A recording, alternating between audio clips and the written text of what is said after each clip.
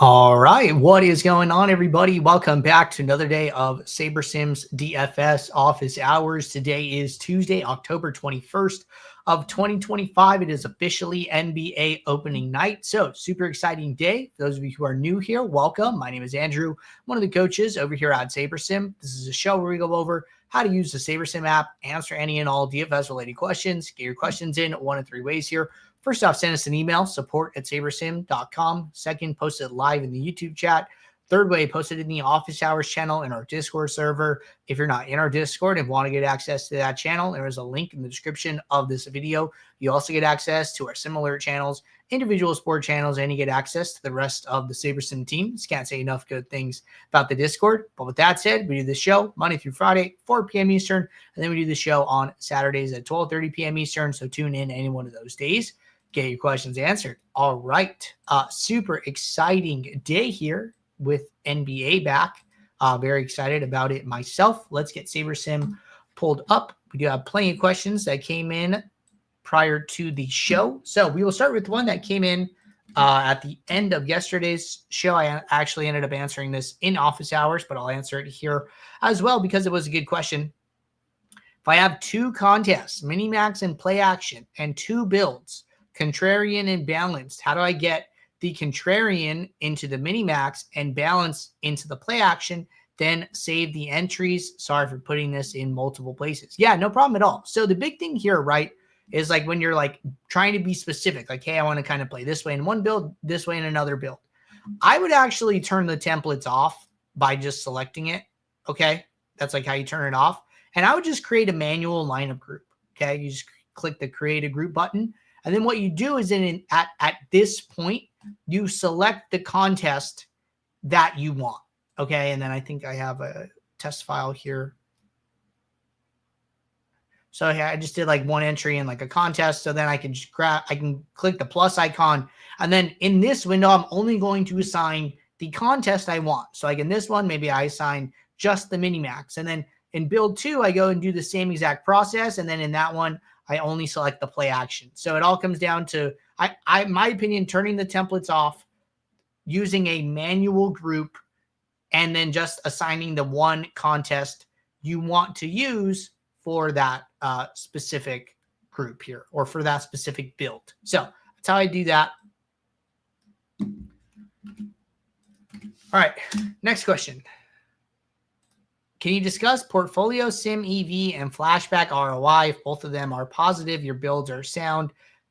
The remaining variable is variance, which you cannot control. Keep building sound lineups. Variance will swing. That in a nutshell. Good question. So number one, like number one most important thing in my opinion is you want your flashback ROI to be positive. Okay.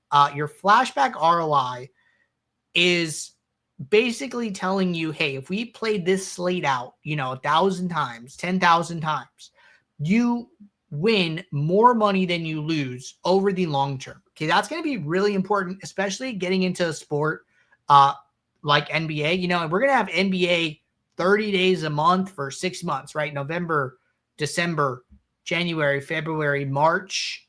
It bleeds into April a little bit, like 5.5 months, and then you get into like the playoffs and stuff. So we're looking at least like 5 solid months of like NBA action, right? That is like 150 main slates, right? That is very, very close to kind of MLB status. MLB going from like April to September, at least like for the regular season, right? NFL is like super high variance because, think about it. There's 18 main slates. And there's 18 weeks. So you have 18 main slates. That is less than 1 month of NBA, and we're talking about 5 months, right? So sample sizes are a lot lower in NFL, and it can get like a lot swingier. But that flashback ROI, you definitely want that to be positive. Portfolio sim EV is similar as well, right? It'll tell you like actual EV, portfolio sim EV.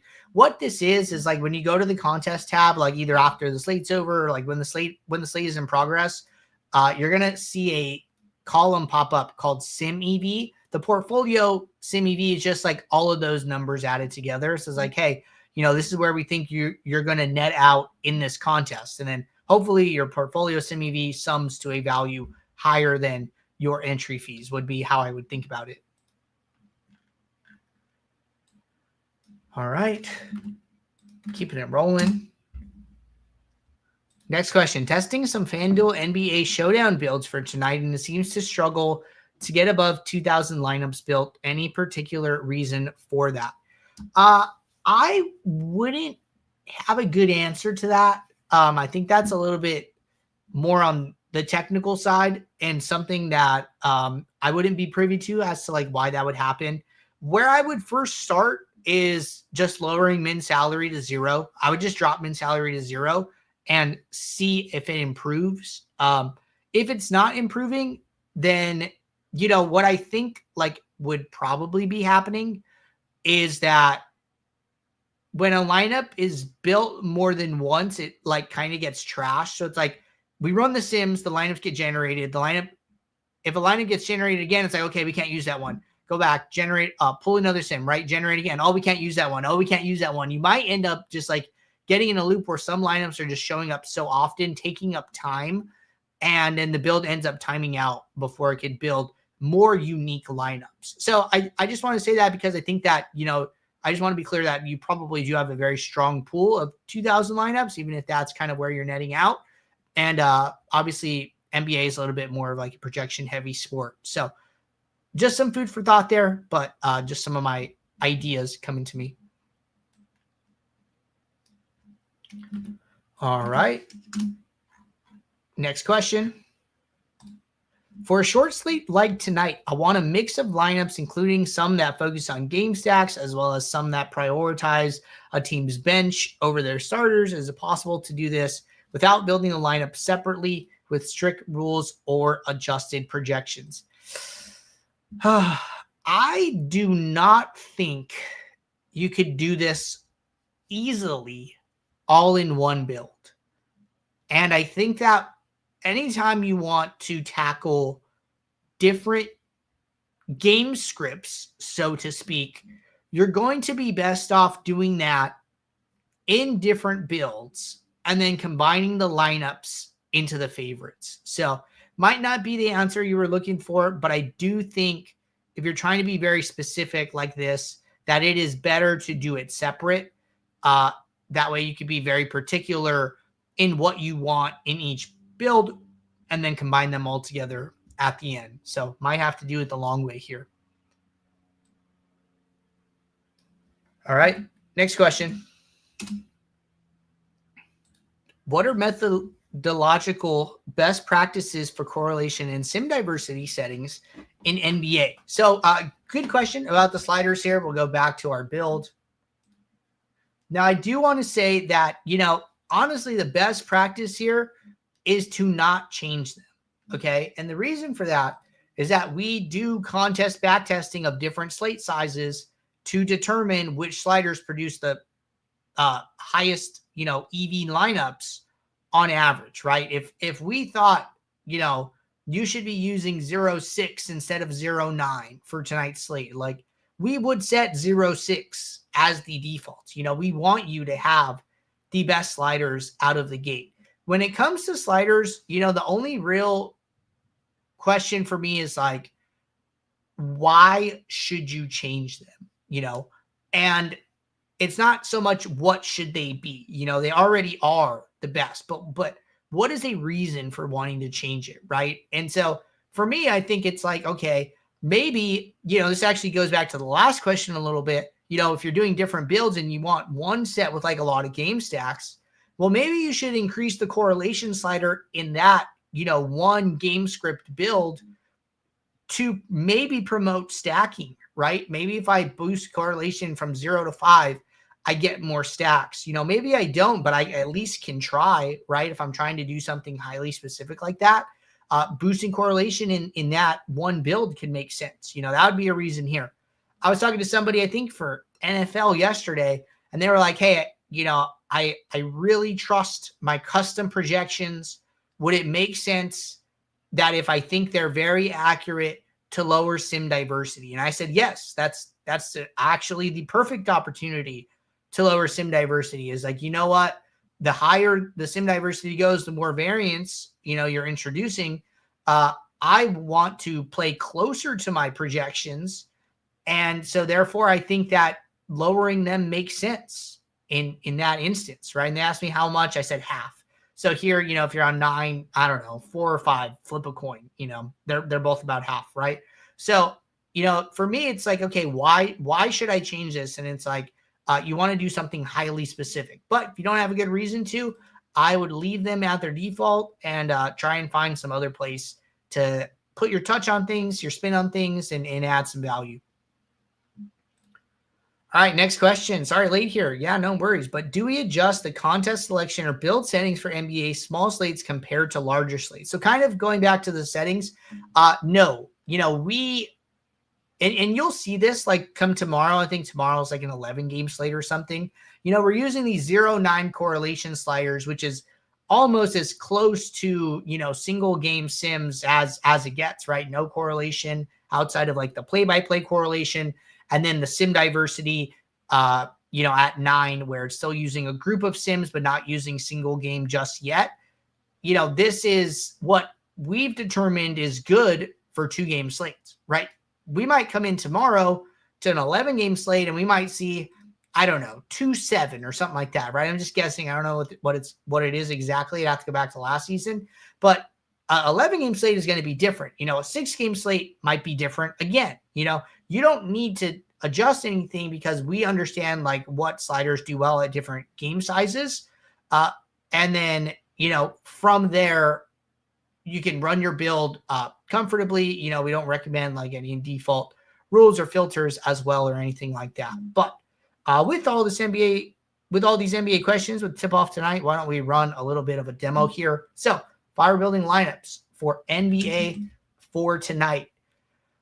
What would I do? So I'm a little more on like, even if it's like a 2-gamer, I might want my minimum just to be a little bit higher.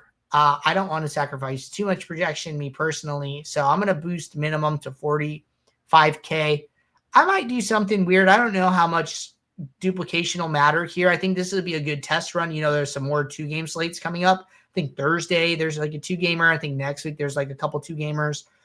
Maybe I just want to avoid max salary lineups. I don't know if duplication is going to be important or not, but we'll figure it out, right? But here, making a super small adjustment on the high end, making a little adjustment on the minimum end, not doing anything else.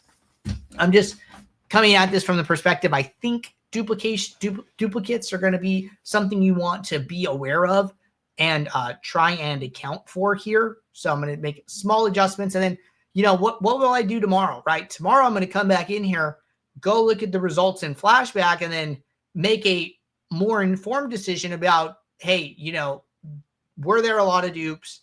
Did I account for it correctly? Do I need to account for it more? Can I account for it less? And, just kind of iterate on that. But I'm going to start with something small, but still, noteworthy, right? Avoiding max salary lineups here. Obviously, a lot of people like to spend the max salary, especially hand building. And then, projection heavy sport, probably people are going to be trying to jam in as much value as possible. All right. So this lineup is finishing here. Follow up, one more, adjusting the lineup pool. Does that have a major impact on builds? So I'm not 100% sure what you mean by lineup pool, just because there's kind of 2 pools, right? There's like your player pool, and then there is like your lineup pool. I don't know what exactly you mean by adjusting it. When I think of like adjusting, right, I'm thinking like, okay, maybe you're taking players out of the player pool and kind of tweaking things that way. As far as like adjusting your lineup pool, right? When I think of adjusting it, I think of maybe setting filters, some type of projection filter or things like that. Okay, thank you for clarifying. 1,500 from 5,000. I just do that for the sake of time on the show. It just takes a lot longer to run the full 5,000, and running 1,500 still gives me enough lineups to do demos with and build and tweak stuff. But for everybody listening, I would always build the max number of lineups that your plan allows. Okay. The way SaberSim works is that we generate all of your lineups. They go into the pool and then they get graded. So in theory, your last built lineup could be your best lineup. We don't generate like your best lineup and then your second best and then your third, like kind of all the way down. So always do as many lineups as your plan allows. Maybe the only time I wouldn't do that is if I was in like a time crunch, if I had, 2 minutes before lock and I needed to get these lineups in, the first time, like I haven't submitted anything, then okay, yeah, I might drop it down just to, again, cut down on time. That's like the only reason you would ever want to do that. So, just remember that when we get into the dog days and there's like a ton of late breaking news and stuff like that. Jay Johnson said, got it. Thanks. Appreciate these office hours. Yeah, no problem. Happy to help. All right. So getting back to this, we ran our pool and let's say I'm building, 20 lineups and I'm going to diversify. All right. So my lineups pop up. Maybe I like to view them in expanded view. It's just my preference. And it's first NBA slate of the year, so I'm going to have to reorganize a little bit. Already got some questionable players on the nightcap on day one. Welcome to NBA. All right, ownership, exposure, leverage.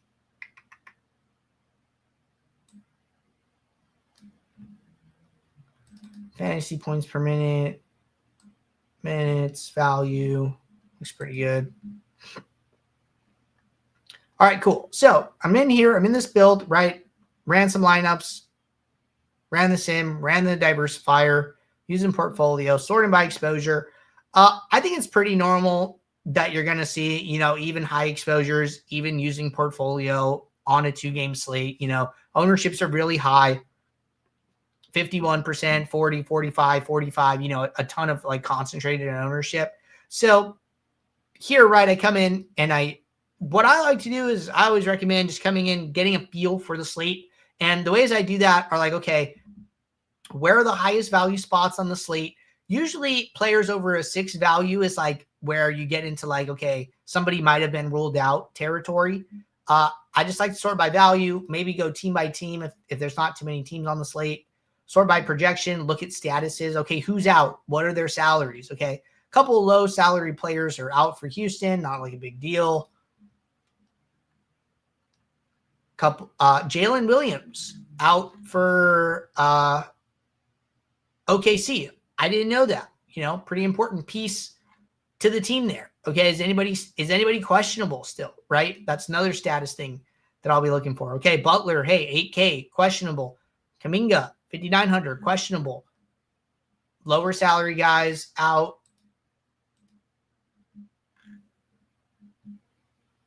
LeBron James out for Lakers, 9,500. Okay.